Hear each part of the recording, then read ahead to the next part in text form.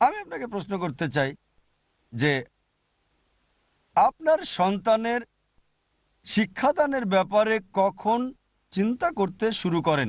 সঠিক সময় কোনটা? কেউ কি উত্তর দিতে পারবেন? সঠিক সময় কোনটা? যখন সন্তানের ব্যাপারে চিন্তা করতে থাকেন, তাকে যাই বানাতে চান বা জীবনে যাই হবে, সঠিক সময় কোনটা? কোনটা সঠিক সময়? শুরু থেকেই নাকি যখন সে বুঝতে পারবে, যখন যখন সে নিজেকে চিনতে পারবে? সে হয়তো 10 বছরে চিনবে নিজেকে। সঠিক সময় কোনটা? 7 বছর, 2 বছর বয়স? কখন সে বুঝতে পারবে? জন্মগ্রহণের 1 বছরের মধ্যে? 1 বছর?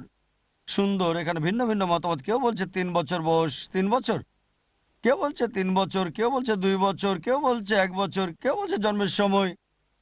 ইসলাম বলছে সন্তানের শিক্ষার ব্যাপারে চিন্তা করবেন, চিন্তা করার উপযুক্ত সময়, যথাযথ সময়, সর্বোচ্চ যখন জীবনসঙ্গী পছন্দ করবেন,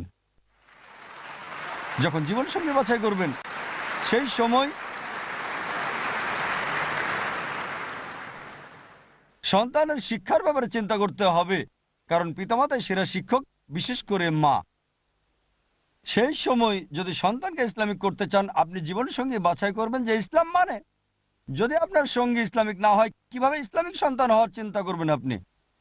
তাই কিভাবে সন্তানকে লালন পালন করতে চান সেটার উপর নির্ভর করে জীবনসঙ্গী বাছাই করবেন। তার মানে এই না যে যারা বিয়ে করে ফেলেছেন তারা আবার নতুন জীবনসঙ্গী খুঁজবেন। কিছু লোক আমাকে বলে যে আমি তো বিয়ে করে ফেলেছি, এখন আমি কি করব? না হচ্ছে দেরিতে হলো ভালো। আপনি আপনার জীবনসঙ্গীকে সেদিকে ধাবিত করবেন, সমস্যা নেই। আপনার জীবনসঙ্গীকে দাওয়াত দিবেন। তাই আপনাকে বুঝতে হবে যে সন্তানের শিক্ষার ব্যাপারে চিন্তা করার সেরা সময়টা হচ্ছে যখন জীবনসঙ্গী বাছাই করবেন।